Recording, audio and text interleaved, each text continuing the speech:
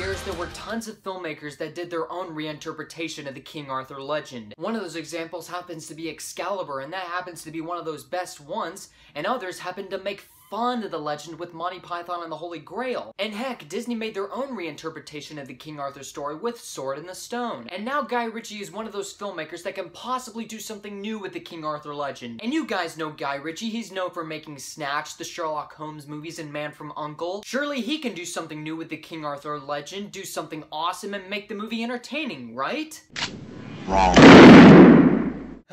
Unfortunately, guys, King Arthur Legend of the Sword is a colossal, massive, staggering disaster. And this probably might be Guy Ritchie's worst movie since Swept Away. The basic story in this overall travesty can be summed up like this.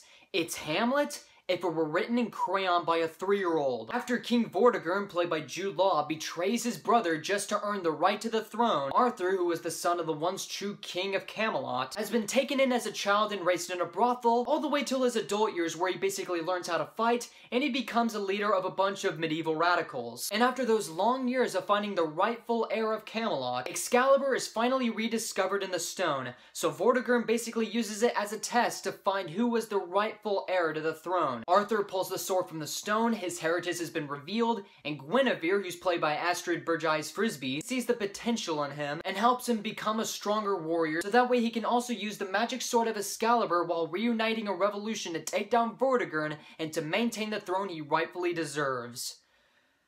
Oh my god. I sure hope that I got the plot right, because if I didn't, I'd probably be the Rex Reed of film journalism. The basic overall problem of this movie is basically Guy Ritchie's fingerprints. Seriously, this movie is completely overloaded with his motifs and film techniques that make you think you're not watching a King Arthur movie, but more like a demo reel of what Guy Ritchie learned in his previous movies. Like, for example, one of Guy Ritchie's motifs is basically people telling about the plan as they're showing it. And basically, one of the first few examples is done with comedic fashion, and I really liked it. It's basically a scene where King Arthur and the rest of his lads have an interrogation with another officer, describing his day as he encounters a Viking. And for that, I kinda liked it. But by the 4th or 5th time, you're like, okay, you gotta do something new. Like, this is getting too much. And the action scenes are just about as uninspired and lifeless as usual. In fact, some of the action scenes are basically like Zack Snyder wannabes, borrowing the whole thing of like the slow motion turns into speed up, turns into slow motion motif. And it happens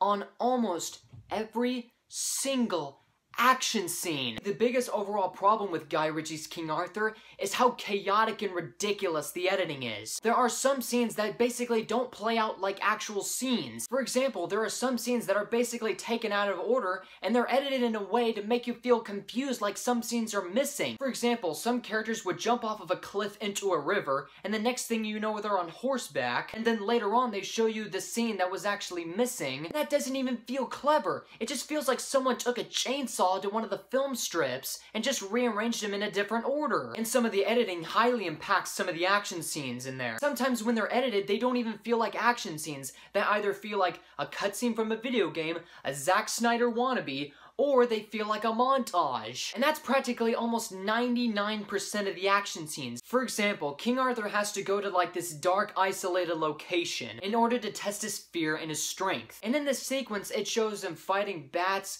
giant snakes, wolves, and even the rouses from Princess Bride, or for short, rodents of unusual size, like giant rats. And the whole entire sequence is basically edited like a montage, combined with the motif of people explaining stuff that's happening as it's happening. It's like one of those things that you want to get Guy Ritchie, shake him back and forth and say, just tell a story. You don't have to be this convoluted, just make it straightforward and make it okay. I can deal with a straightforward movie, but if you want to make yourself different, edgy, and convoluted, you gotta be smart.